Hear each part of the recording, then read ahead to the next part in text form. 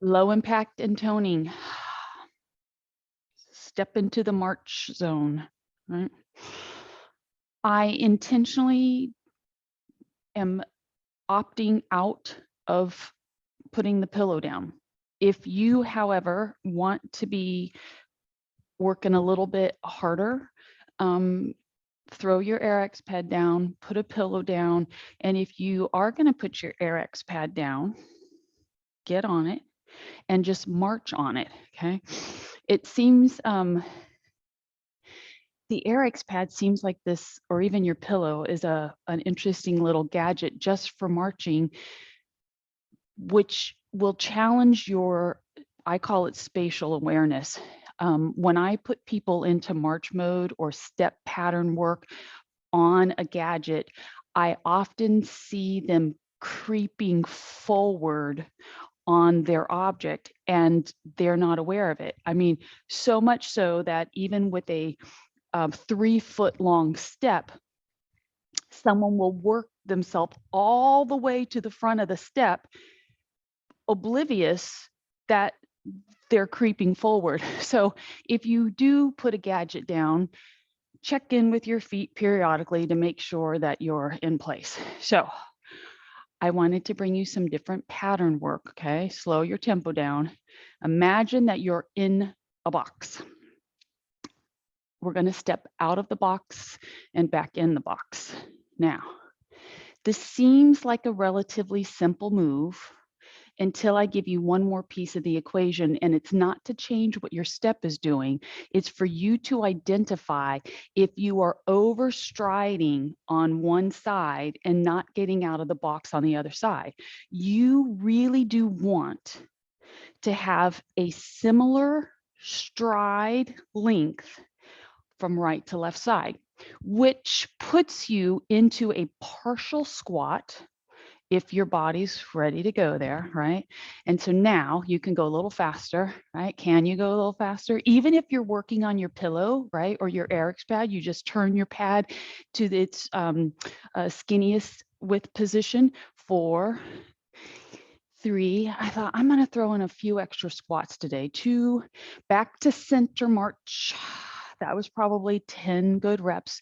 Lead with your other leg, step out of your box, right? In, out, out. And some of you have worked with me on this gadget called the ladder.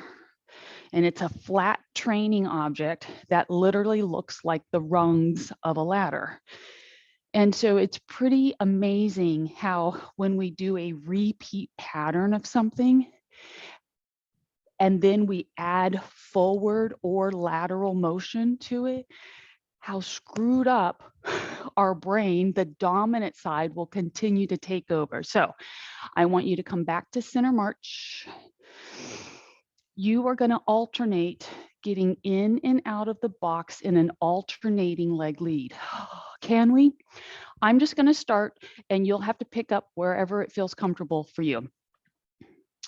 Now, you have to transition march in the middle, 3 march steps in order to get out and into an alternating pattern. Out, out, march for 3, step out, out, in, march for 1, 2, out, out, in, step it out. The brain is saying, oh, come on. The brain is actually saying, yeah, give me more, right? I got this. Step out. I'm having a conversation with you and managing to keep track of my steps, which if I got the movement any more complicated, I probably couldn't do both. Okay, here we go. Push out, push, push in. And what did I do? All I did was speed it up, step it out, pull it in, 3 marches, step it out, pull it in, 3 marches, do one more, cut. Okay, no pressure. Basic, easy move, rock step. Step forward, rock back, step forward, rock back. When you rock back, allow your heel to hit the floor because, pardon me why my nose runs. So we actually have the ceiling fan going and I'm like, it's a little bit chilly in here. That's why I've got an extra layer on. But when you step back, I do want you to let your heel push down into the floor because we're trying to get this nice long leg extension. Push. There will be plenty of time for faster movement, right? And if your arms say, I want to do more, then here's your movement. I've not changed my movement. I've just redirected my body a couple of different positions, and it kind of looks like I'm doing something different when I come off of the front squared up position. March now. Switch legs. Can you see where we're going with this? You're like, no, not yet. It's not revealing me. Our basic movement is 4 steps. Right? You're like, I don't know how she's getting 4 steps because the count starts right here. 1, 2, 3, and 4. 1, 2, 3, and 4. So every 5th step repeats the pattern. If we keep that going, then we can easily transition from right to left leg with a 3 count march step. Okay, you ready? When you step back into your rock step this next time, I want you to march 3 times. You're like, okay, now what? Switch legs. Ready? Do 2 more rock steps. When you step back this time, march. Rock step, other leg. Stay with me. 4 of these. Right? 2 more of these. You count on the back step. 1 more. Get ready. March. Transition. Forward. Push. You're doing 4 of these. What number are we on? 3. What number are we on? Time to march. Time to rock step. Push. Run and push. 2 and push. Get ready. You get to stop. March only. Okay. From the top, pick a leg, step out of your box, back into the box with a marching transition into the other leg. Ready, go. Out of the box, march for 3, out of the box, march for 3. Let your body settle into this. March for 3, okay? Out, out, marching. So here's the thing. At some point, I'm going to flub this up. And that's kind of like, comical to me because I'm trying to do something that's really cerebral, right? And pattern oriented and keep you guys focused. So once you come back to your marching step, stay with the marching step, rock step now, right? 4 rock steps. Oh, get ready, tell yourself on the next rock step, we're just going to march. At some point, it's going to feel like you're ready to step forward. 4 of these. Push, pull, push, pull. This will be your last one. March, rock step, 2 rock steps, 3 march steps, rock step, and stay with your march. Okay. Stay with your march because I'm going to take you into the next thing. You starting to warm up yet? Just a little tap, tap, tap, tap and twist, tap and twist. When you tap out, I want you to rotate or swivel enough so you feel your leg get a nice long extension and your heel gently touches the floor. Because if your heel doesn't touch the floor, 2 things may be happening. You may be overstriding, right? Or you're not allowing your weight to transition. That's it. Push. All right. Oh, I'm starting to warm up just like that. It happens. It never matters how cold you start. You layer up and then start moving.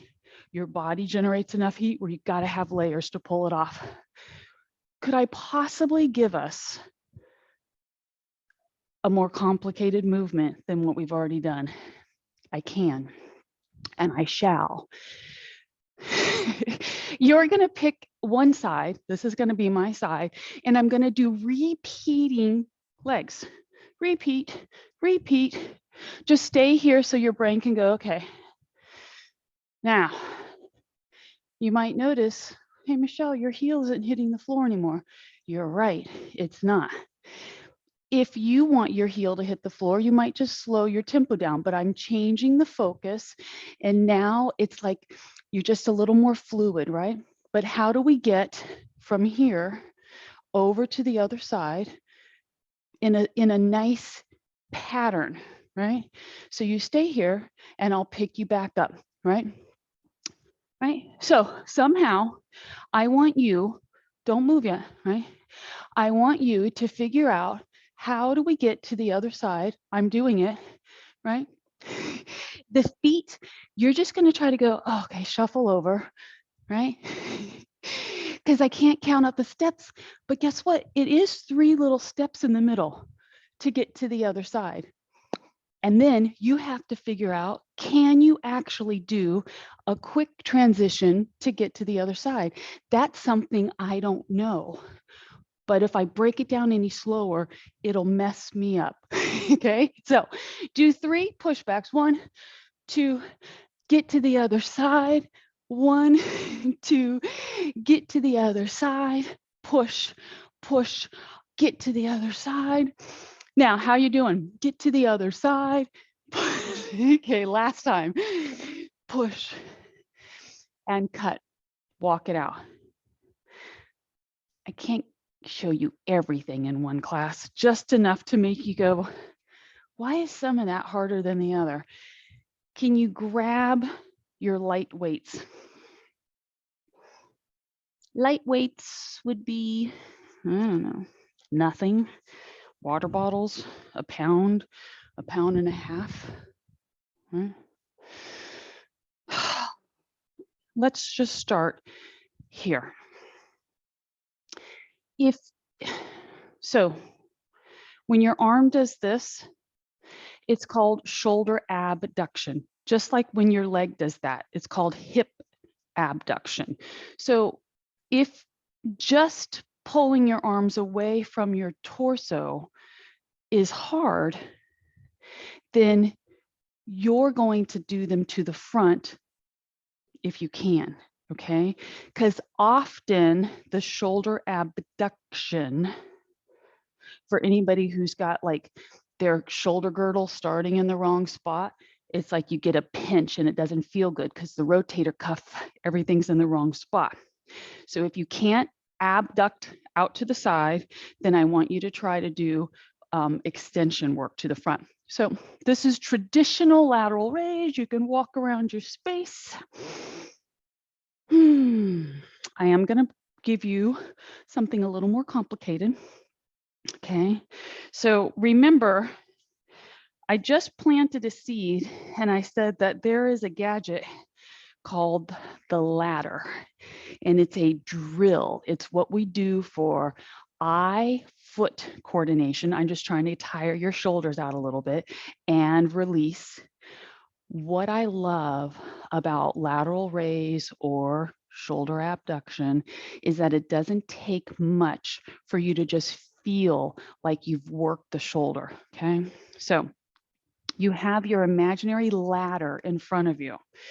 So start far enough back so you've got like this runway, and I want you to actually imagine that in 12 to 14-inch increments, you actually have what looks like a ladder on the floor. And remember how we started our movement where I said get in the box and get out of the box? What I want you to do is look down at the floor. You're in box number 1, and I want you to get in the ladder and out of the ladder, okay? Your goal is to do this pattern, and actually every time you go back to get in the ladder, right, from your split straddle position, you move into the next block. I'm going to stay with my left leg in the lead. If you're following me, it's your right leg, right? In, out, out, move forward.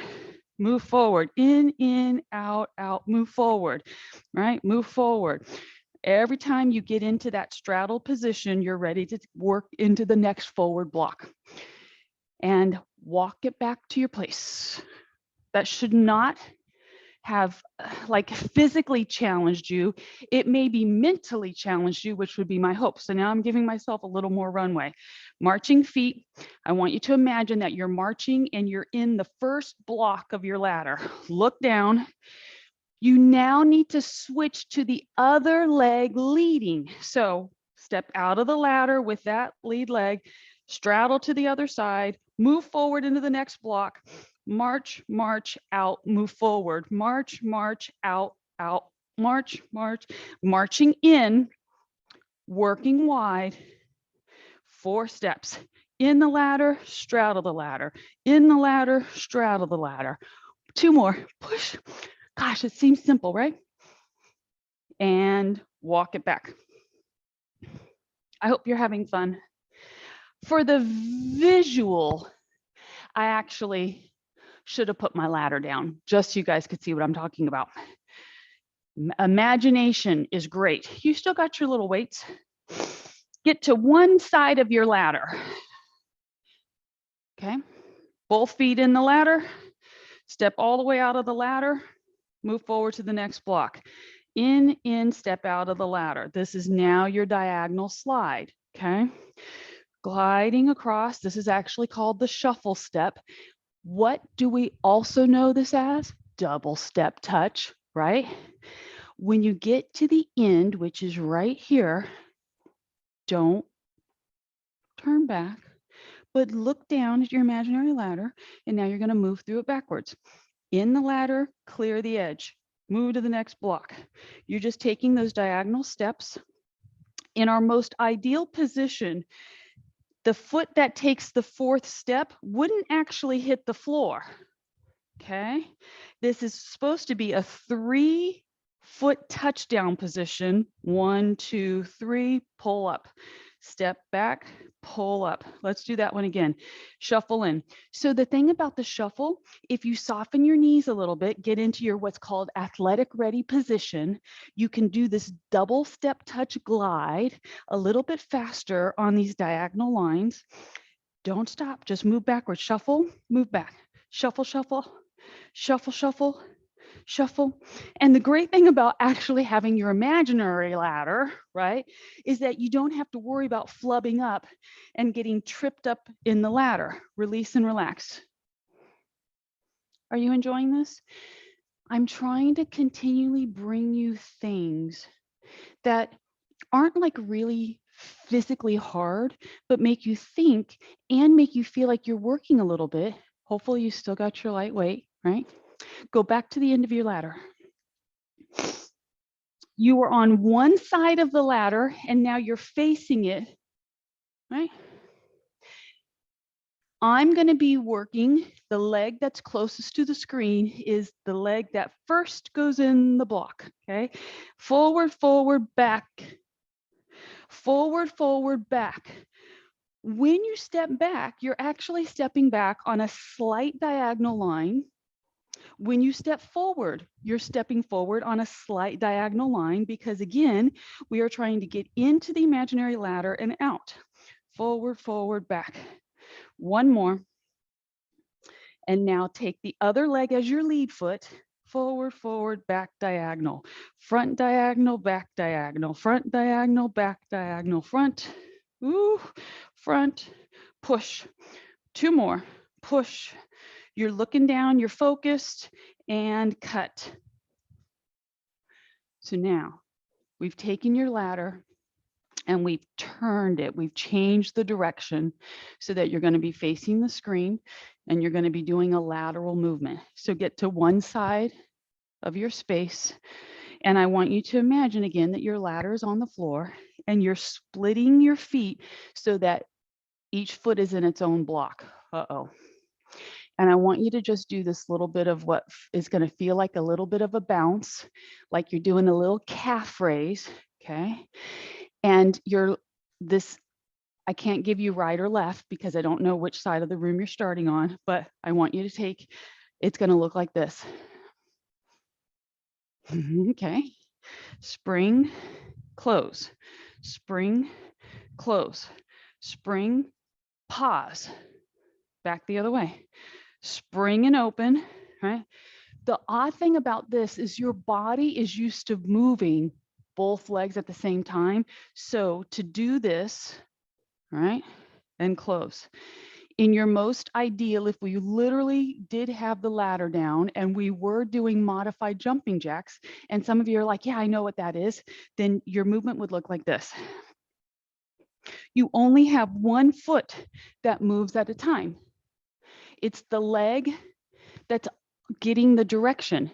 Open, close, open, close. And if you had the ladder down, you would find that both feet actually want to pull apart at the same time. Do it again. Open, close. Add the arms. Open. Feel like you're a cheerleader now? Go back the other way. Maybe your arms are going like this, front and down, right? And down. And release, shake it out. Set these weights down. Grab a little drink of water if you need. It is time to put your ball into the equation. Where's my Kleenex? Oh, Lordy. So as we're killing a few seconds, I'll share with you. I want you to, as a little reminder, even though what we're doing isn't like aggressive aerobic work, it is aerobic enough to take you out of what should feel like really comfortable, as if you were just sitting, chilling out. You should feel like you're working a little bit harder than if you were just sitting down doing nothing. I hope. Okay.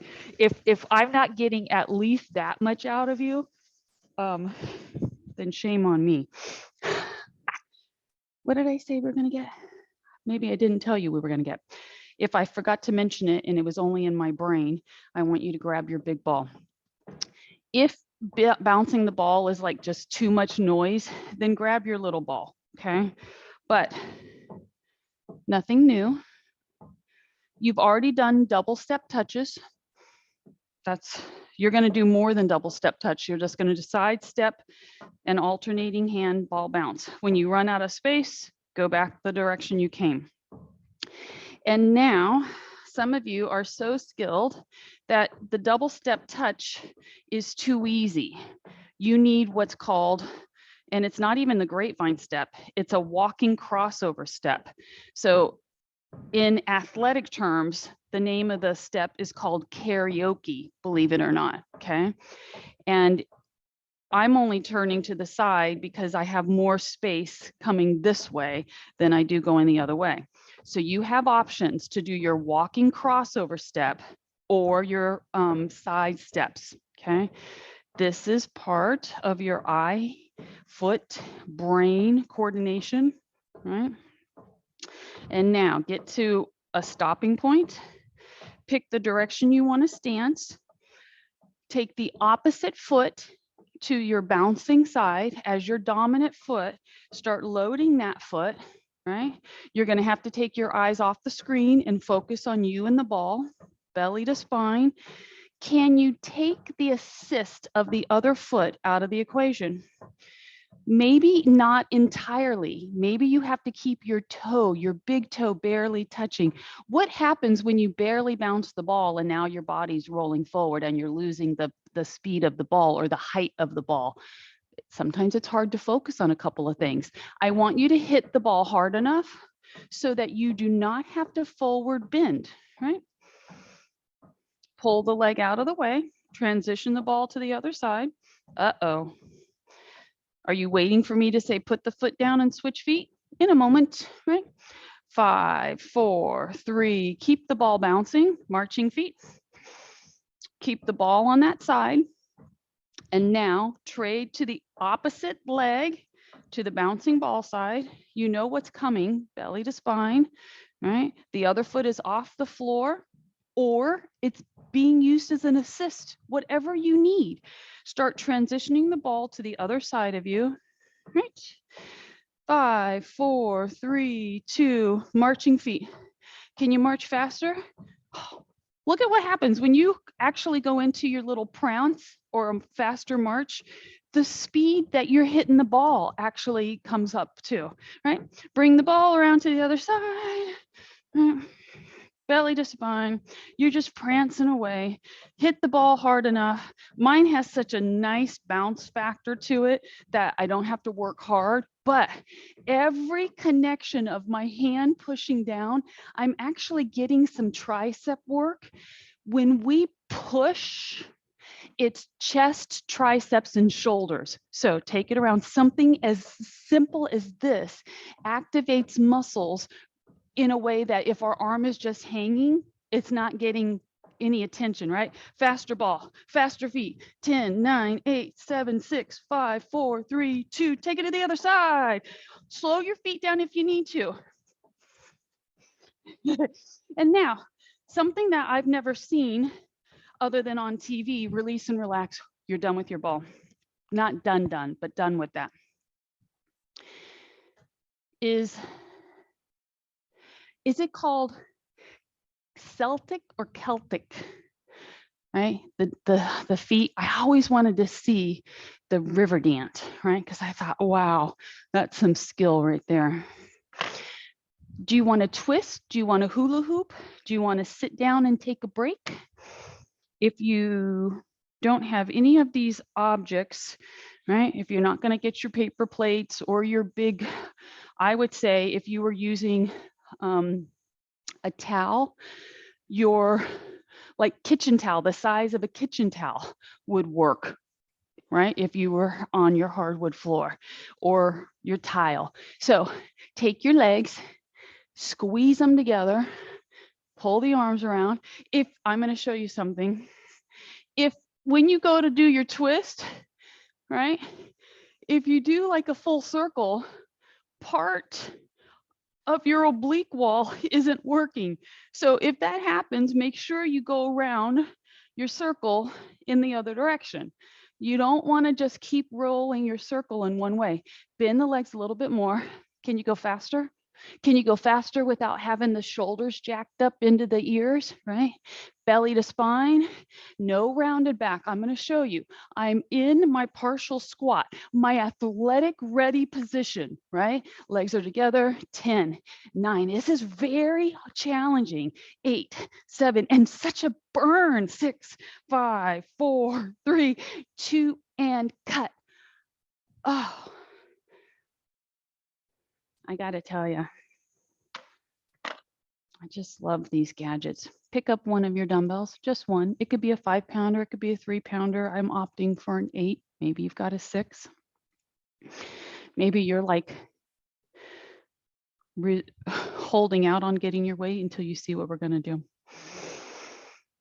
So bring your chair into the equation or your ottoman. If your ball actually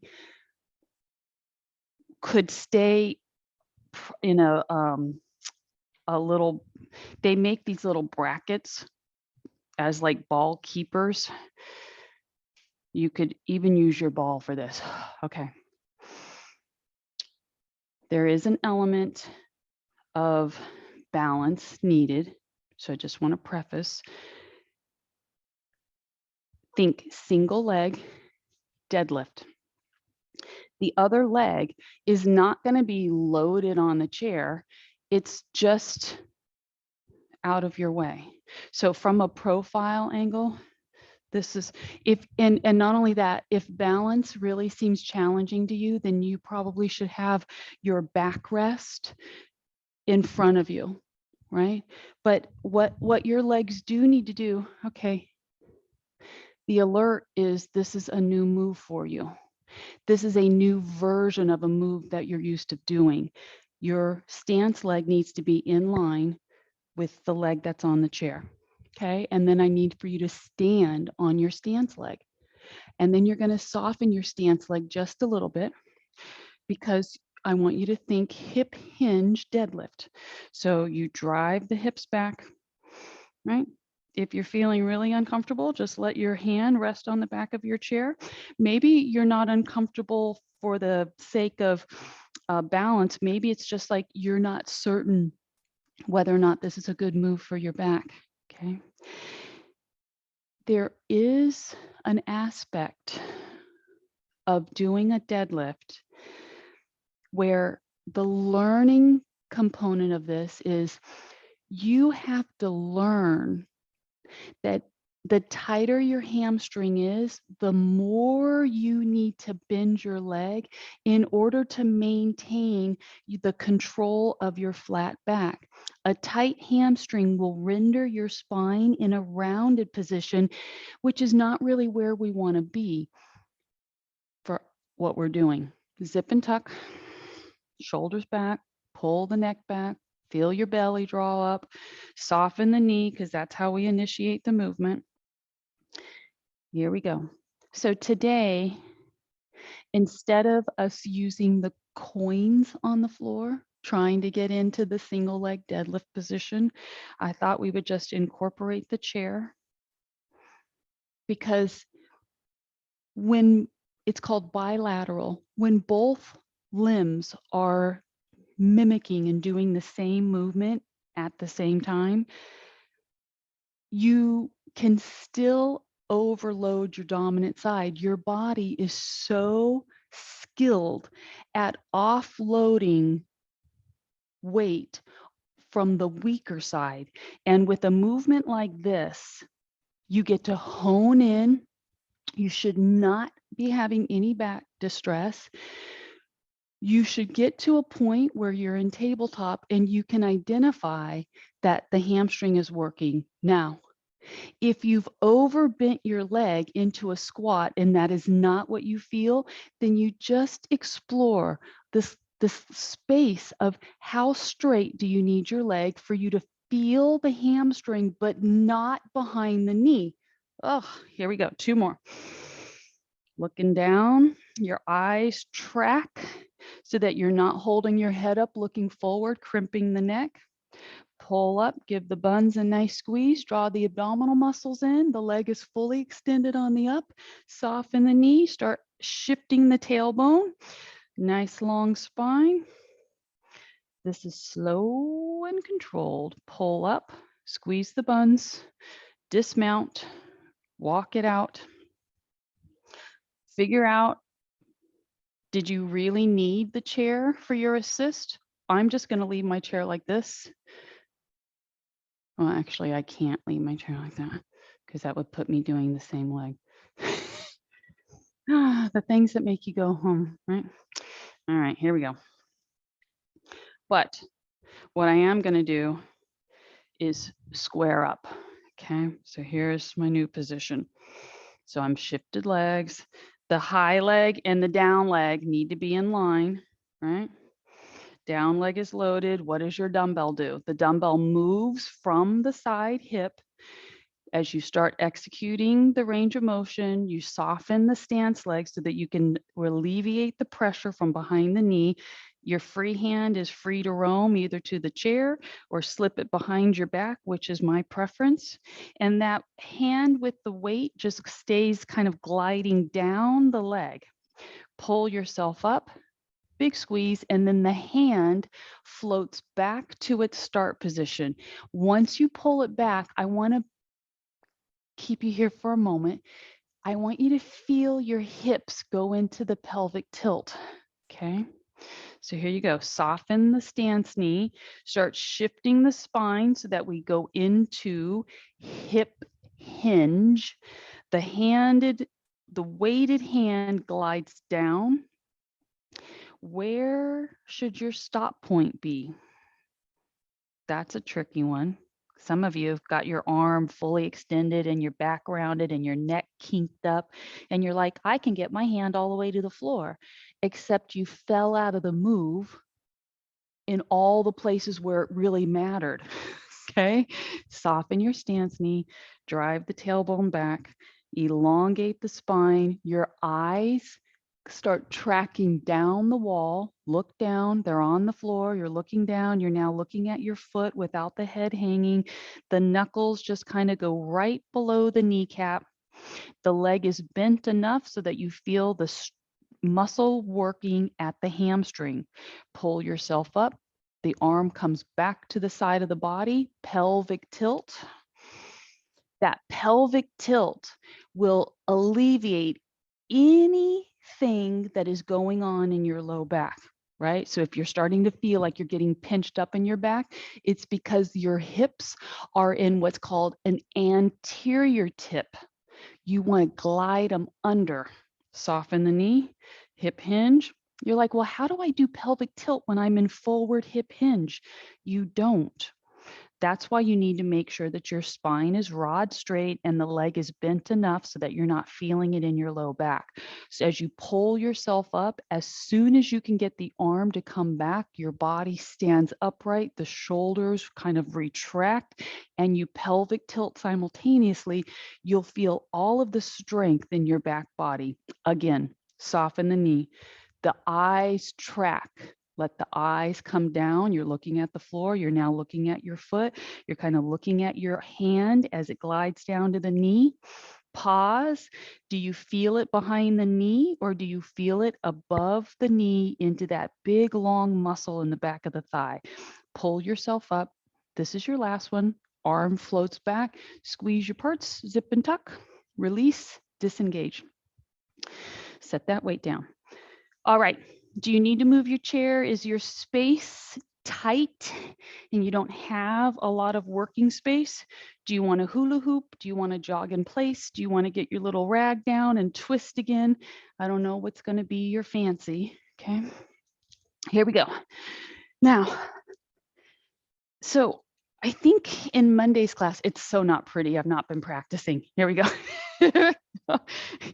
It kind of makes me think of all I'm missing is my grass skirt, you know, this Polynesian thing. Because as I look at my legs, like they don't look pretty, right? And then I thought, well, that's why they wear the grass skirt, right? Because it kind of covers up the sins of what the legs look like. Keep going, keep going, keep going. Look how wonky it is. What is happening here? All right, we're going to do 10 more. And then whatever you're doing, I want you to pick something else for this. We're going to change direction. If you are on your little twister rag, right, try to take it, release and relax. Try to take yourself in a circle in one direction, right? Get yourself around and then reverse the direction and do that a couple of times just for it to be different. All right, here we go. Other direction. So, oh no, what I was going to like highlight to you, some of you know that I work with a company. It's not the retreat company. It's a second company here in Clearwater that hires me to run a Biggest Loser challenge for their company. And so this is our 7th year, which it's always good fun. And the money, they pay an entrance fee and that money gets donated to a worthy cause. And then they get access to me, release and relax. And then I give them some guidance, some tips, some accountability. I'm the official weigher-inner. And so yesterday marked the beginning of our 5th week of the competition, chair sits. And there are 13 participants, which doesn't sound like much, but you know, it's hard to get people to commit dollars and actions, right? So these are 13 committed people. And in 5 weeks, 13 people, they are down 72 pounds, okay? Which equates to 270,000 deficit calories.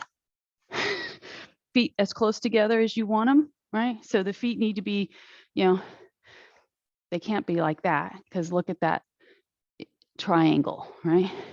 So I'm going to put mine nice and snug. Squeeze your pillow.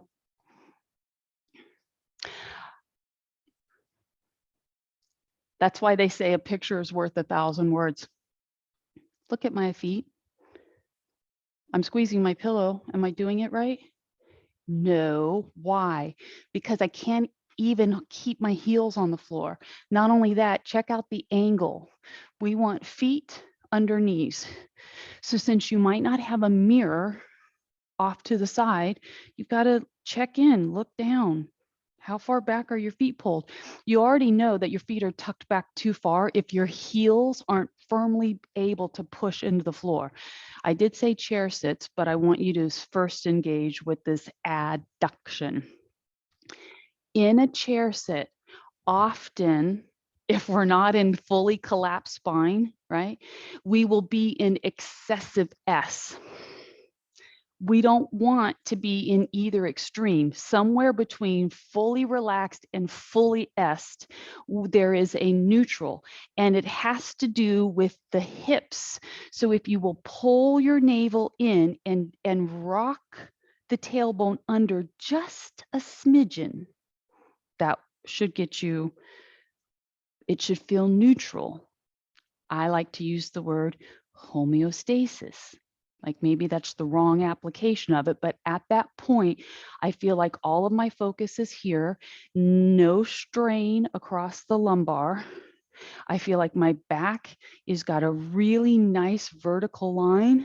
Pull your head back on top of the shoulders. Now, double time squeeze. Okay, so here's another thing. If I were sitting with you, I'd be like, go, right? Get 10 more. And then I'd be like, "Ugh, why is only one leg pushing?"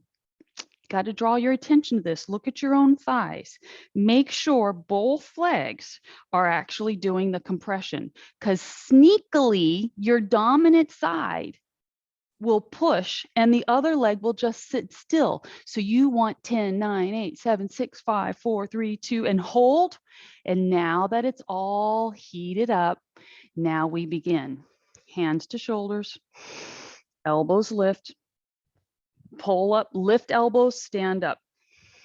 Lift elbows, pull your arm right up to your chin. Put your chin on it.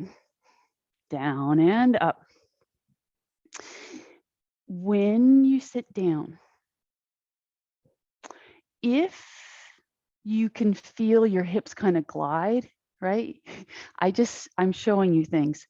Sometimes when we sit, we've got a weak side, and the weakness draws the hip off center. This is actually one of the assessments that we do with people, is to stand behind them, watch them squat to see which way their body is sliding. So try to feel your hips, feel the weight in your feet, come down slow enough. Even if at the very last you kind of plop, just to bring your attention to how do you stay centered, because the body wants to glide one way or the other. And maybe it's because the knee is tight, right? Maybe it's not from a hip strength. If it's hard for you to get up and out of the chair, take the pillow out of your knee, put it under your bum, right? Just like that. It is weird, right? And this is where the mirror would like help you go, gosh, how do I get it right? 2 more. So you think about this. I'm drawing your attention to something. Think about how many times you get in and out of the car. Think about how many times you get up and down out of the chair. Every single time you do it, your body has the propensity to go into the less active, controlled position. Release and relax, you're done. Move your little pillow. You're not done with your chair though. Grab a little drink. We're gonna hit your derriere, get those buns fired up a little bit more. Anywho. There is so much to be aware of as it pertains to your body. And yet, as we move through our day, we kind of just want to move through it effortlessly, knowing that we're tackling all of the fine tuning in our class setting. I just like to bring these things to the forefront where it makes you go, oh, maybe at some point you check in with yourself. Maybe it's when you're going to sit down on the toilet, right? Maybe that's the only time you're like, okay, I can do that without like it looking weird. I don't know. If you're worried about somebody looking at you and wondering what you're doing. Get over your chair. How far forward over your chair? Far enough so that you feel like it's not a whole lot of effort to get your legs off the floor. Toes pointed. The legs are starting their flutter kick. Now, unchecked, your body will actually start to wilt and the trunk will start sliding down and the head will hang, right? But we're not going to allow that. What I want you to do is pull your trunk up. Doesn't have to be really high. It's just pulled up just to be in line with the rest of you. And now let's put our attention at the knee. We want knee extension. Pinch your buns. Maybe you want to make fists and do a little bit of knuckles down and give yourself a smidgen of pushing away from the floor as a means of helping you stay in line so that you can focus on your legs. If, however, your arms are way out in front of you, guess what's happening? Your shoulders are pulled up and in the wrong spot. So draw them back, glide the shoulders out of the ears, right? Not only do you depress the shoulders, I want you to feel like you're pinching them together a little bit. And how about those buns? They should be starting to go, hello, hello, Michelle. Can we stop? Yes. Release. Slide yourself down. Take a moment. The next thing I'm getting ready to have you do is going to be for 5 repetitions. It's challenging. It's not advanced, but it is certainly challenging. And it is something that we've done before. It's just been a while. Okay. So you're going to shimmy your body to the point where it's called the hip hinge, right? To where you get your edge of your chair at your hip bone so the legs can freely bend. Now, you can't put your hands on the floor anymore because you're probably too far pulled back. So you have to use your elbow and the inside of the forearm, right, to kind of anchor your arms into the chair to get your shoulder blades depressed and stabilized. And then can you pick your feet up off the floor so the legs are just hanging? Uh-oh. Now, up, up, up, up, periscope, and down. The neck is neutral, right? Lift the legs, squeeze the buns, keep trying to drive the knees up and down. We're allowing the legs to stay bent because this gets hamstrings as well.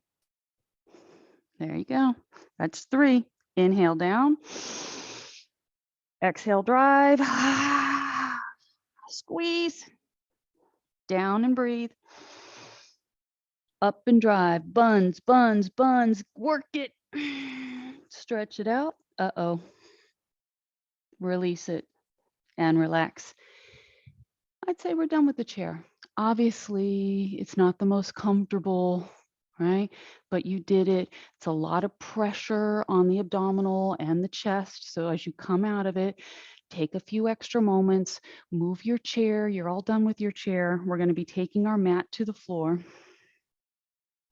We are also going to bring our ball with us so that we can do something that is just lovely and your body will thank you and it'll feel like your little reward for having worked so hard. Okay.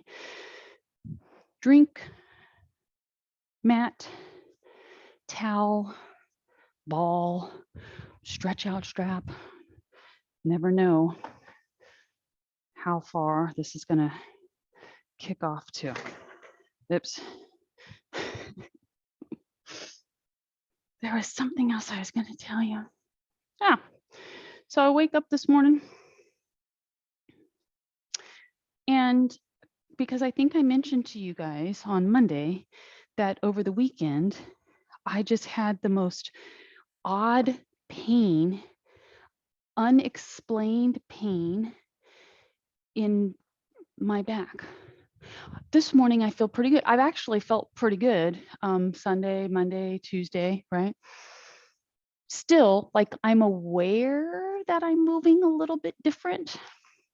But this morning I thought, how is it that we can have pain that just comes out of nowhere and goes away?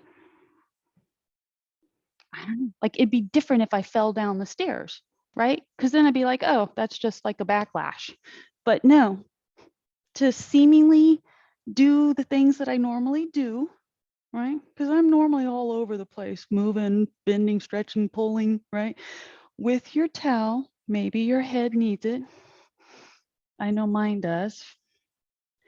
Pull that ball into the legs, the backs of the legs, nice and tight, right?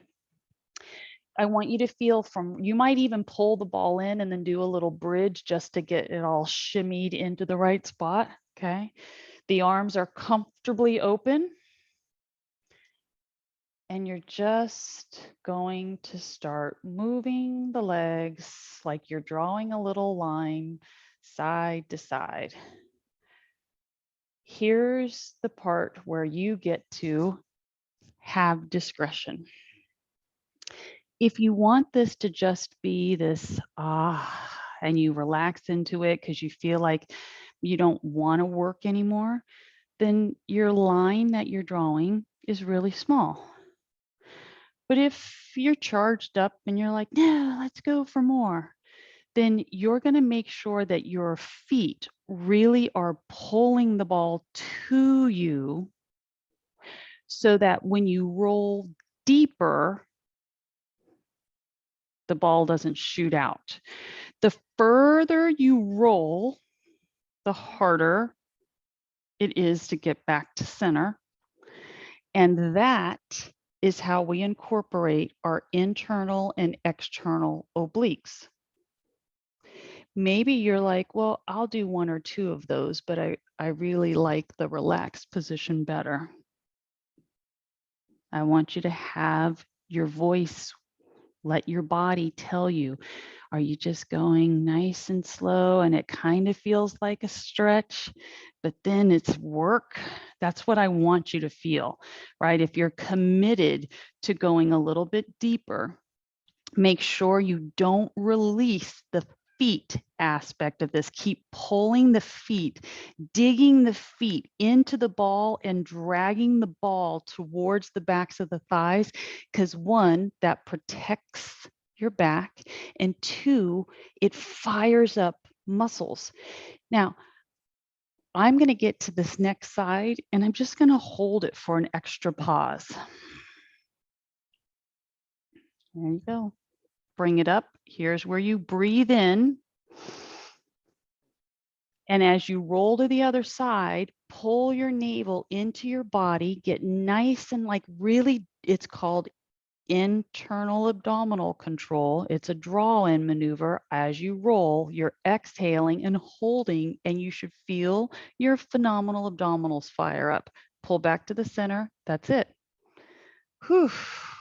Stretch the legs out a little bit, walk the ball a little bit away from the backs of the thighs.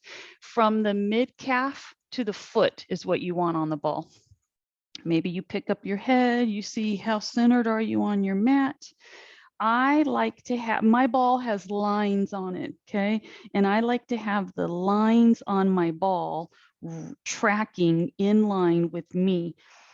Maybe it's OCD, but I feel like that's just, it allows me to reference. My calves, so the sides of my lower leg are touching, my feet are touching, not only the heels, I want the side edges of the bones of the big toes, right? That side, I don't know what that bone is right there, but that's what I want you to connect with. And then I want you to pull your feet to you. Uh-oh. Pull the belly in, start squeezing the buns, make sure your head's on the mat. Where do your arms need to be? Preferably down angled, palms open, shoulders pulled back to the floor. If your head is in the right spot, you'll be able to stare at your feet. Squeeze your buns. Low back is flat to the floor. Start pulling the hips up. How high do you lift? Well, that is the question. When you lifted your hips, did the feet pull apart from each other? Uh-oh, that's where most people start their, like, the body is trying to seek the path of least resistance, right? Because there's balance aspect going in here. Can you make your legs straighter? Push the heels away from you, pull your toes tighter to you. How hard are your hands and the backs of your elbows, right? Pushing down into the floor. Is your body kind of doing a little bit of sway? Squeeze the buns. Now, if you will keep the backs of your hands on the floor, but lift the elbows from the floor, that's how we start this control. This is time under tension. You're only doing one repetition, but we're holding it. No crimping in the back. Keep your pelvic tilt active, right? And then you get to decide, oh, okay, my elbows are off the floor. What would it take to get the backs of my hands to just hover? The hard part isn't lifting the hands. The hard part is staying balanced on the ball without the arm support. And if you're still with me and the feet are still together and the legs are straight and the buns are tight and your arms are hovering, can you raise the arms? Maybe as soon as you picked your arms up off the floor, your body rolled and the ball rolled to one side and you fell off your ball. I don't know. Keep looking at your feet. The arms are up. Maybe they're up, maybe they're not. Belly to spine. Core stabilization right here, right? We don't have to do hundreds of sit-ups. Just trying to balance your body up off the ball, feet together, legs straight, arms are floating, buns tight, belly is in. You're moving so slow because you're trying to not send a whiplash effect through the body. I now have my arms fully extended with my thumbs touching the floor overhead. And then I'm going to release the position so that my arms come back down in a controlled manner, trying to maintain the active muscles, which is buns, glutes. The more animated I get, the more my body is swinging from side to side. Oof, lower yourself back down using the low back. And down, connect. Okay, so your next little reward, and this is what we finish with because we're probably close to being out of time. Set one foot across the other thigh. Your straight leg is going to draw the ball to you. Oh, immediately you should feel the hip. Like, wow, didn't realize that muscle helped so much with the hip lift, right? So instead of doing bent leg bridging today, I opted for the ball. You probably did, with all said and done, you probably did 1.5 to 2 minutes if you were just trying to hover, right? That time under tension, you have to remember that your buns, those glutes, are really powerful muscles. And if we're not adding like extra weight to do squats with, then we have to pick movements that have us holding static tension as a means of developing the muscle fiber, right? I would much rather do that. You know, I want tight toned parts. I'm not looking for muscular mass anymore. So that's why the nature of what I do is a little bit different than traditional people who lift, right? Switch sides. This little pulling the leg in, just be like, wow, it's nice. It gives you that stretch across the lumbar. When you pull your leg, if you pull too fast, you kind of miss out on so much of the stretch. Go slow. At what point do you feel like your hips kind of shift and the tailbone rolls off the floor? Because you need to, I call it, back out of the stretch a little bit. As soon as you feel your body compensate so that you can get your parts closer to you, you've lost a little bit of the tracking that we're always trying to be mindful of. And just point in case, Support your head for a moment, and I want you to look at the leg that's pulling the ball to you. When that leg comes in, if that knee collapses to the side, you've already gone awry. Back out of it. Get your foot, your knee, and your hip to try to track in line, and that might shorten your draw in, but that's how you manage the correct alignment for this stretch. Do one more. You can put your head down. I'm still keeping a watchful eye on my foot and my knee. If my knee goes one way or the other, it shifts where the ball goes, which becomes very revealing. You want your foot to kind of disappear because it's staying in line with the knee and the thigh. Holding and releasing. Relax. Just let the ball push away from you. Stretch the legs out.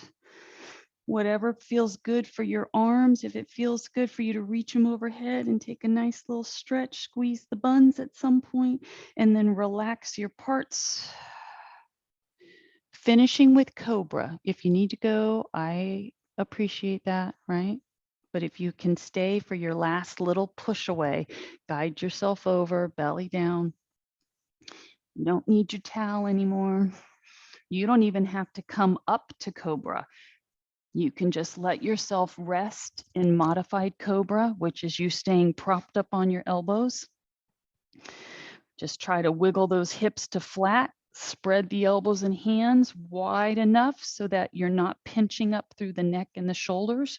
Maybe it's that you have to get your foot to cooperate, right? Is it cramping? My right one just did. If the foot cramps, float it to flexed foot and then put weight on it so the knee lifts off the floor. That'll take the cramp out and release. All right, if you're going to Cobra, shoulders out of the ears, push up.